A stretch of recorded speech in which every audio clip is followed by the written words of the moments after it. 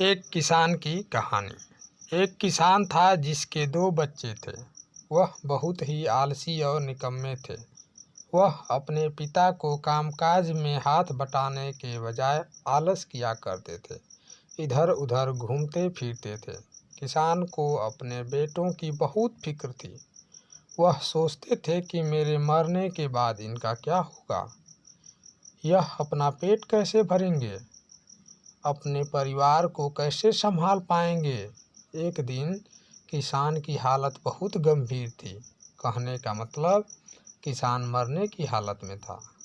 तभी किसान ने अपने दोनों बेटों को बुलाकर उनसे कहा कि हमारे खेत में एक खजाना गढ़ा हुआ है, लेकिन वह किस जगह है उसकी जानकारी मुझे भी नहीं है, लेकिन खोदने के बाद तुम्हें वो खजाना मिल जाएगा।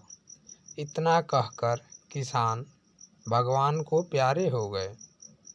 खजाने की खबर सुनकर दोनों बेटों के मन में लालच आ गया और वो दोनों खेत पर चले गए और खेत को खोदने लगे। खजाने के लालच में कुछ ही दिनों में पूरे खेत को खोदने के बाद वह घर जाकर बैठ गए और वह अपने पिता को कोसने लगे। इसी तरह कुछ महीने बीत गए और वर्षा ऋतु का आगमन हुआ। किसान के बेटों के पास पेट भरने के लिए सिर्फ एक ही जरिया था और वो है खेती। तब बाकी किसानों की तरह किसान के बेटों ने खेत में बीज बोने शुरू कर दिए। वर्षा का पानी पाकर वह बीज अंकुरित हुए और देखते ही देखते खेत लहराने लगे। ऐसा लग रहा था कि हवा के झोंकों से लहरा रहा था। यह देखकर किसान के बेटे बहुत खुश हो गए।